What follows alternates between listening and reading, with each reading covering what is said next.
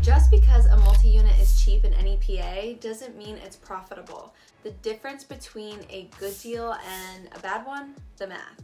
So today we're doing the math and I'm showing you exactly how to run numbers on a multi-unit property right here in Northeast PA. Here we go.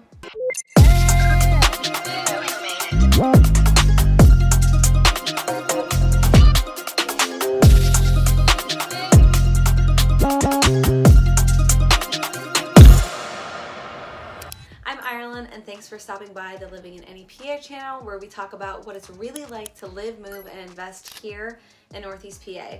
We are also a team of realtors and we would love a chance to win your real estate business, so give us a call, text, or email anytime. Our phone number and email are right there on the screen.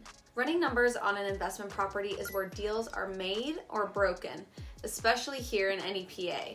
If your goal is cash flow, meaning you are putting actual cash in your pocket every single month, this video is important. So today I'm going to walk you through a solid overview of how to run numbers when you're looking at buying an investment property. We're going to keep it simple and straight to the point.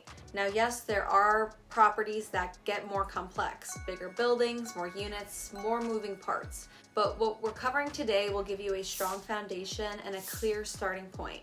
I'm also not gonna go too deep into the difference if you're living in one of the units. It's really not complicated. You just count the income from the unit, or you don't count the income from the unit you're living in. And if that still feels confusing, text or email me and I'll help you walk through it. With that being said, grab your notebook and let's get into it. Number one, what does running numbers actually mean? When you're analyzing a multi-unit, there are 5 core numbers you need to understand. Number 1, income, how much the property brings in. Number 2, expenses, what it costs to operate. Number 3, NOI, meaning net operating income. Income minus expenses is how you find that. Number 4, debt, basically your mortgage payment. And number 5, cash flow, what's actually left over, the money in your pocket. That's it. Everything else builds off of those 5 numbers. All right, let's walk through an example. Property A has a gross monthly rent of $3,000.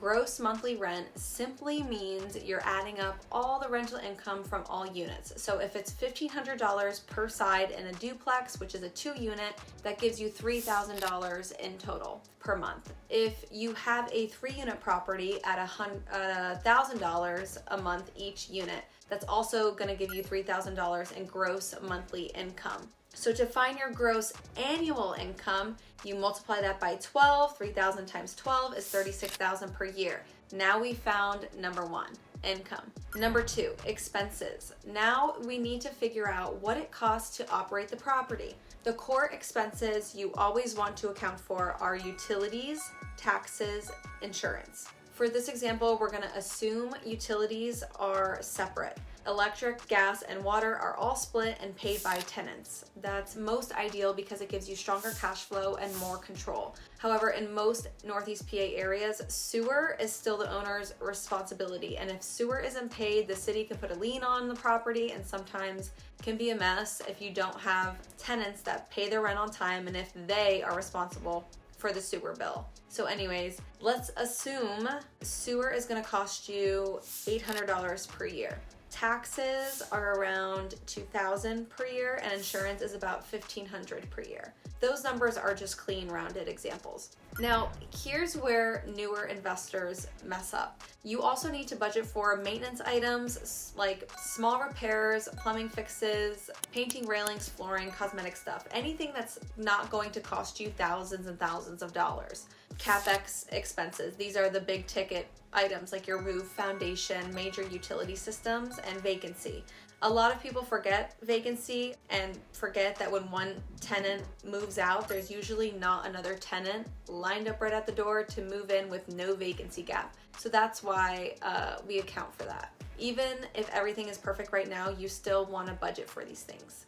A simple way to do this is to assign 5% of annual income to each expense. Some do more, some do less, but most people do 5%.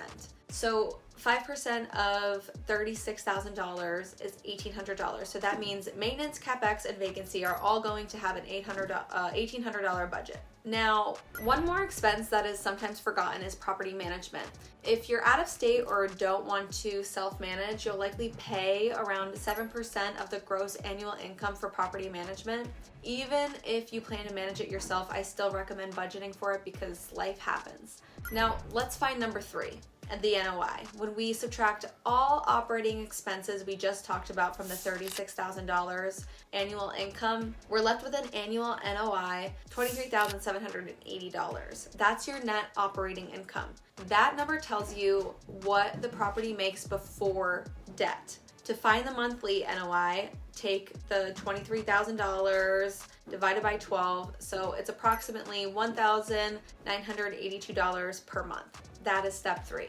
You see how easy it is? Okay, step 4. Step 4 is what they call your debt service, which is basically your mortgage payment. Unless you're paying cash, you're gonna have a mortgage. So for this example, let's assume a typical 20% down conventional loan. That puts your mortgage around $1,400 per month. That's your debt service. So that's step 4. Now we subtract the mortgage from the NOI. So $1,982 minus $1,400 gives you $582 per month in cash flow. That's money in your pocket. Multiply that by 12, that's just under $7,000 per year in cash flow. Cash flow doesn't have to be massive to be a good deal, and over time it can be a better deal. This is called buy and hold.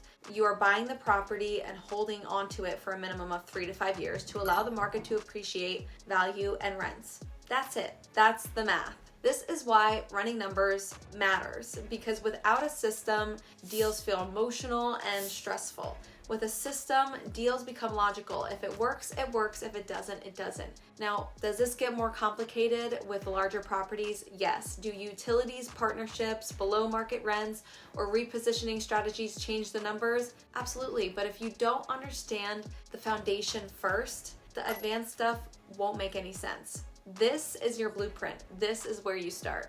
All right, so if this felt like a lot, don't worry, running numbers gets easier the more you do it. And the goal isn't to find a perfect deal, it's to find one that makes sense for you and your goals. If you're thinking about investing here in NEPA and you just want someone to talk through a deal with, or maybe you're actively looking at properties and want help running numbers on something more specific, send us over a message or email. And as always, whether you're investing, buying, or selling real estate, we would love to help you.